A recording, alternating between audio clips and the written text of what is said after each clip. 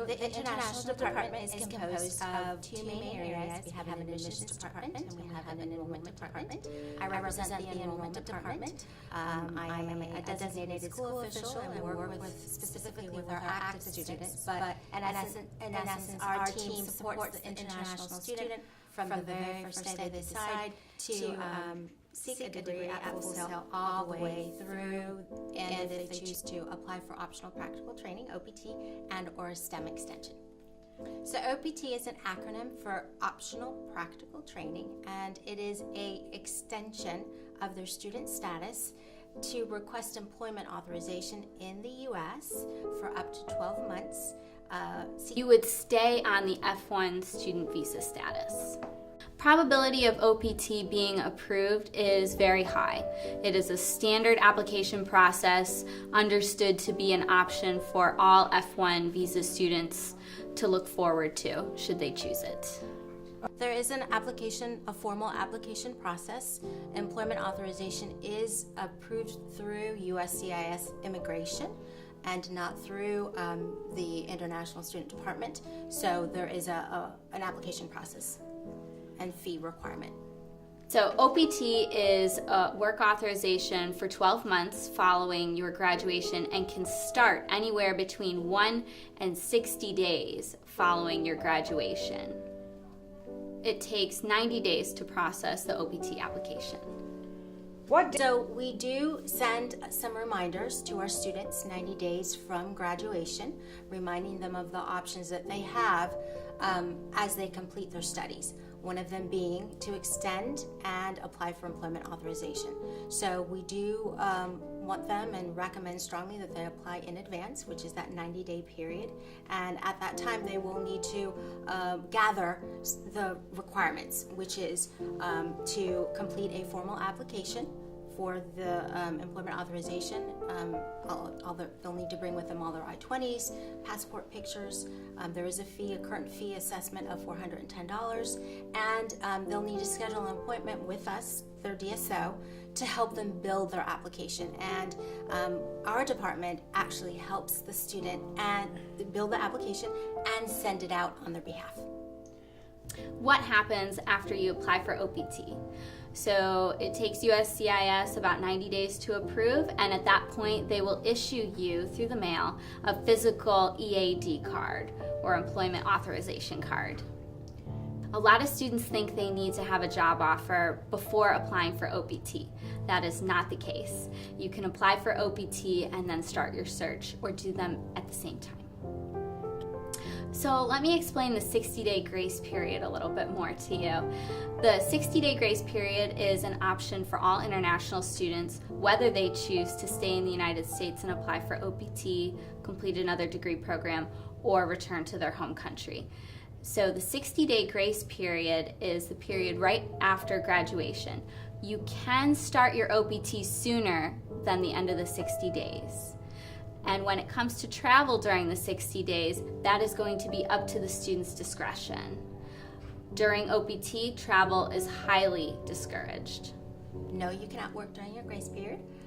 That's why it's referred to a grace period. You have completed a degree program, and now you are in the process of being legally approved for employment authorization, so you need to have that employment authorization card to be able to move on to the next phase of your career.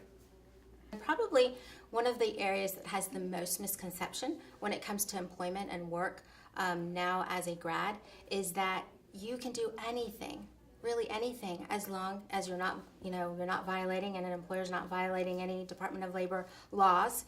But as the key factor is that it's related to your degree program. So with that being said, you can volunteer.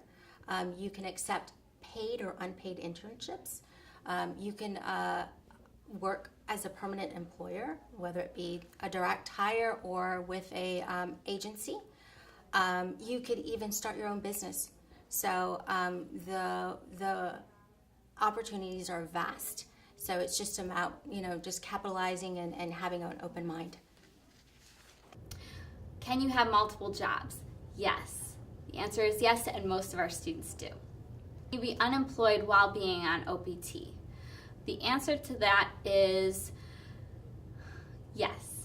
However, there is an unemployment rule. You are not allowed to accrue or have more than 90 days of unemployment, either consecutive or throughout your time while on OPT.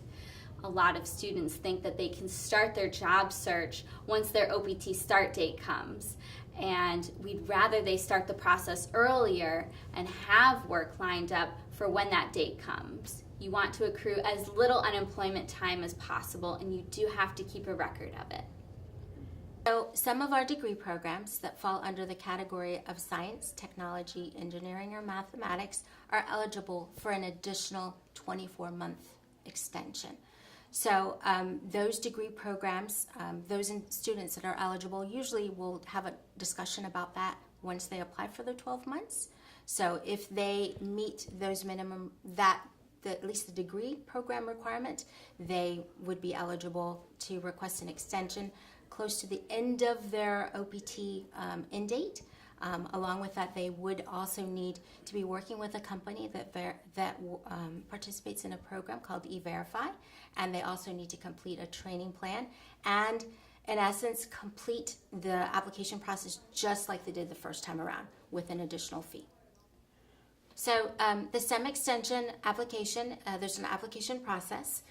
They will need to reach out to us again so that we can review and make sure that they meet all the minimum requirements, and ultimately we'll need to provide them with an updated STEM OPT to include in their packet for consideration.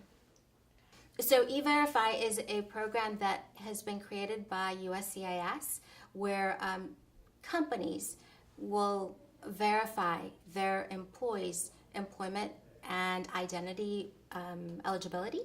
So some companies participate in the E-Verify program. It's a free program, but it's not a requirement. So that is a question that would come up later on if you're working with a company, is to make sure that they participate in that program, because that is the number one key requirement in order to be eligible to request a STEM extension.